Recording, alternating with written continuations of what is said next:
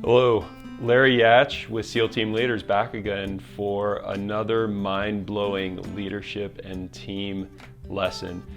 This one is going to really rock your boat. As you know, I love turning things upside down, and this is all about acknowledgement. So we all know, of course, that acknowledging your team and having your team acknowledge each other is the greatest path to connection, right? I'm here to tell you that that can turn around and bite you in the ass, that can actually cause significant problems on a team. I want to talk about a team that we were working with yesterday in one of our feedback workshops. We have this core workshop that deals with communication on a team, and one of the biggest problems that teams have is the ability to give direct feedback to each other, being able to help each other become better team players, to be able to optimize their performance through behavior change. Now we're working with this team, and they have this culture, what oftentimes we refer to as a posse culture, where in a posse culture, everything is going well. We have it all figured out. And most importantly, they do acknowledgments on a regular basis. So every team meeting, they go around and acknowledge each other on what they're doing well. Now, I'm not here to say that acknowledgments don't work and aren't important, but what I am here to say is that oftentimes a culture that is based on positive, focus only on the positive and acknowledgments can actually cause massive disconnection on the team. And that's what was happening with this team. So even though they had this culture of we can do it, this positive culture, and this practice of doing accomplishments on a regular basis, they were in complete breakdown when it came to getting stuff done. On top of that, their leader, the CEO of the company, was constantly having to tell his people what they did wrong. And that direct feedback was done in a way that felt very disconnecting. And that's one of the core lessons that I want you to have when it comes to feedback. The purpose of feedback is to change behavior. When you're receiving feedback, it's to change your behavior. When you're giving feedback to a team member, it's to influence their behavior towards a better coordination of action as a team.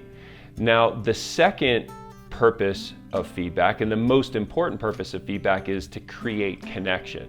When feedback is done well, we increase the connection felt between team members. When connection is done poorly, or feedback is done poorly, the connection is strained between team members. You can even feel attacked.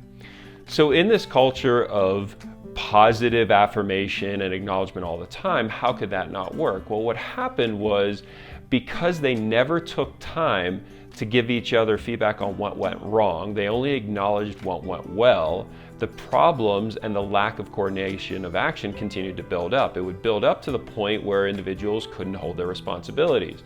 And that resulted in the CEO having to jump in on a regular basis and in a very direct way tell them what they did wrong and to do it differently. Now, when he did that, that created a feeling of being attacked, right? Because we have this culture of acknowledgement all the time and identification of all the positive, but this culture of hiding failures, hiding limitations, hiding the inability or the lack of power to get something done.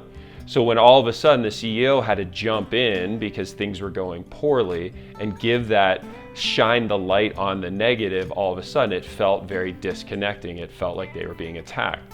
On top of that, they never took the time to be able to say when they couldn't do something, right? It was always a yes culture, right? Yes, I can do it. Now, as a SEAL, the worst thing that one of my SEALs could do to me was to lie to me.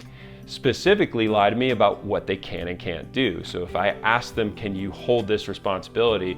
And they're saying yes, but shaking their head no, that would cause massive dysfunction.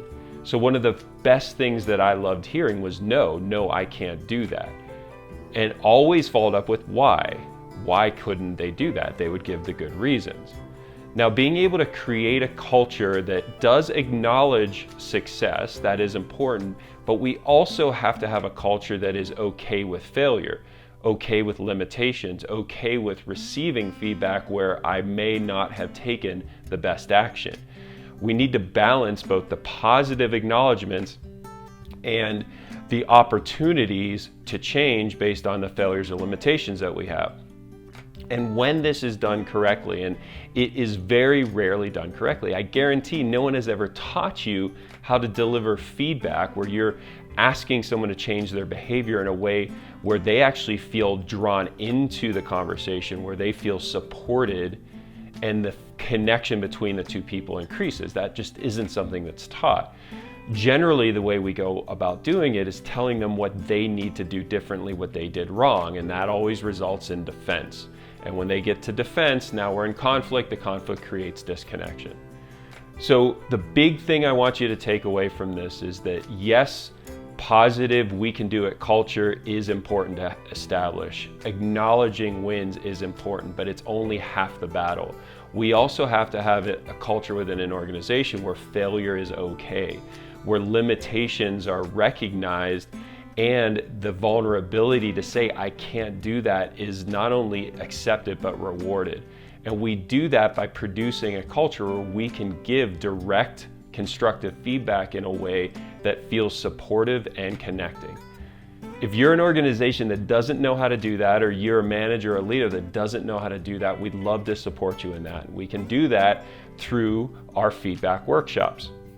We do that both for teams, where we can run the entire team through a half-day workshop, as well as we will run it for individuals in a classroom format. So if you have an interest, go ahead and click the link in the description below, and that'll give you more information to either set up a consultation call with one of our team members or give you more information on the classes.